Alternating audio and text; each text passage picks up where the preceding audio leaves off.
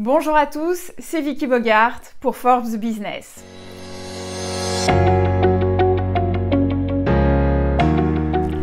Comment le groupement Optique 2000 fait-il face à la crise sanitaire? Quels sont les enseignements qu'il a tirés et comment prépare-t-il la période de déconfinement? Pour répondre à toutes ces questions, mon invité est Olivier Padieux, le président d'Optique 2000. Bonjour Olivier et merci d'avoir accepté notre invitation. Oui, bonjour Vicky.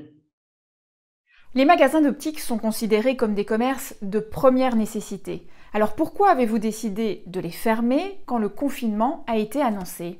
On pouvait laisser les magasins ouverts et il nous est apparu important d'appeler nos associés parce qu'on est en système coopératif, donc nos associés, leur avons proposé de fermer les magasins parce que la première raison, c'est qu'on n'avait pas le matériel pour protéger nos collaborateurs et protéger nos clients, c'est-à-dire tout ce qui était masque, toutes les gestes barrières n'étaient pas encore connus, donc on a appelé nos associés à fermer les magasins. Et si je casse mes lunettes, je dois donc attendre la fin du confinement pour les réparer? À la demande du gouvernement, on a mis en place, donc avec différents syndicats, un service urgence opticien qui permet effectivement aux gens qui ont cassé leurs lunettes et qui en ont absolument besoin pour lire, pour regarder la télé, et on sait qu'en ce moment c'est important, aussi au personnel soignant qui peut-être en manipulant des personnes malades peuvent esquinter leurs lunettes, d'accéder à une solution visuelle. Donc c'est vraiment réservé aux urgences et aux personnes qui ne peuvent pas faire autrement que de changer ou de réparer leurs lunettes. Et là, ça se fait par rendez-vous ou je peux me présenter à tout moment dans la boutique? Non, ça se fait sur rendez-vous, c'est-à-dire qu'il faut appeler les magasins qui sont partenaires de cette opération. Et puis, selon leur disponibilité, un rendez-vous est fixé. Ce qui est important parce que quelquefois, on a des gens qui arrivent en avance. Il faut arriver pile à l'heure, c'est-à-dire ni être trop en avance, ni trop en retard pour éviter que les gens se croisent. Et il y a beaucoup de personnes qui prennent rendez-vous pour faire réparer des lunettes en urgence? Alors, il y a énormément d'appels. On est obligé de filtrer parce que quelquefois, c'est simplement des personnes, ils aimeraient changer de lunettes, ils ont un peu de temps, donc ça ne rentre pas du tout dans ce qui est visé. Et on a quelquefois aussi des urgences très importantes pour des soignants, par exemple, qui ont cassé leurs lunettes et il leur faut pratiquement pour le lendemain un équipement de secours. Pour les opticiens, c'est donc un coup dur, cette période de fermeture. Qu'est-ce que vous prévoyez pour les accompagner? Est-ce que nombre d'entre eux sont dans des situations critiques? Tous les commerces, effectivement, les magasins étant fermés, c'est très compliqué. Alors, le bon côté des choses, on est quand même, il faut le reconnaître, bien accompagné par le gouvernement avec des mesures d'aide qui sont les bienvenues. Nous essayons, nous aussi, au niveau de l'enseigne Optique 2000, d'accompagner au maximum nos associés. On a un système coopératif, c'est là où ça joue à fond. On les accompagne sur comment faire les démarches pour obtenir les aides, comment obtenir les prêts d'État, comment mettre en place le chômage partiel. On les accompagne aussi financièrement puisqu'on a supprimé pendant les mois d'avril et de mai toutes nos cotisations, toutes les redevances de marque, de services pour aider les associés.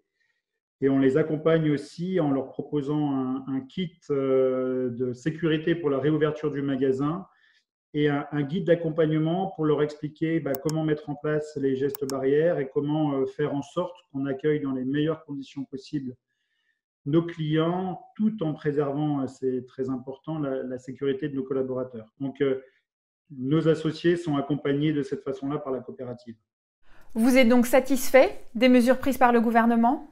On attend toujours plus, mais je pense qu'on doit reconnaître, quand on regarde par rapport à d'autres pays, on fait partie des pays où les entreprises sont prises en compte et aidées.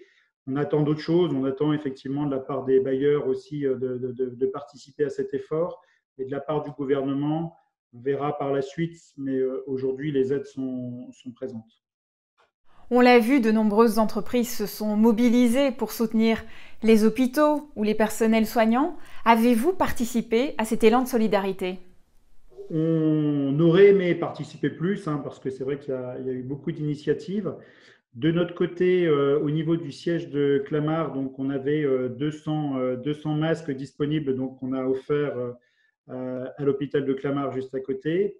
On avait aussi des lunettes de protection, donc plus de 2000 lunettes de protection qui ont été offertes à une EHPAD à Aulnay-sous-Bois. Et il y a des initiatives locales d'opticiennes et d'opticiens qui ont participé sous différentes formes à l'effort national pour aider les soignants, pour aider ceux qui en ont le plus besoin. Une question sur votre quotidien maintenant. Comment continuez-vous à gérer le groupement Optique 2000 à distance ? Différemment, forcément, un petit peu comme on le fait là, c'est-à-dire beaucoup en visioconférence, beaucoup ici de temps passé au téléphone. On échange beaucoup avec la direction de Clamart, avec les directeurs à Clamart, mais aussi avec les associés.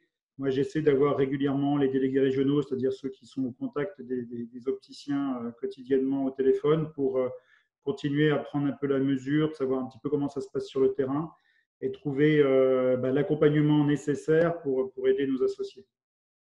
Quand les magasins vont-ils rouvrir et dans quelles conditions allez-vous les rouvrir ? Nous, on prévoit de rouvrir le 11 mai sous réserve effectivement d'avoir suffisamment de mesures de protection, donc notamment les masques. On travaille avec la coopérative pour fournir ces masques aux associés et sous réserve aussi qu'on puisse bien mettre en place les gestes barrières. Il y a beaucoup de choses qui sont à prendre en compte. Est-ce que nos collaborateurs pourront venir travailler avec les transports en commun ? On est encore à une quinzaine de jours de l'ouverture théorique avec beaucoup de questions. Quels sont les premiers enseignements que vous tirez de cette crise ?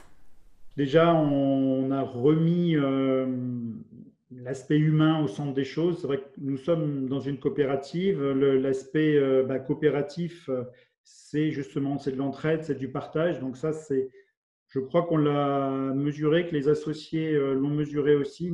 On a tout fait pour aider autant que possible les associés de notre coopérative.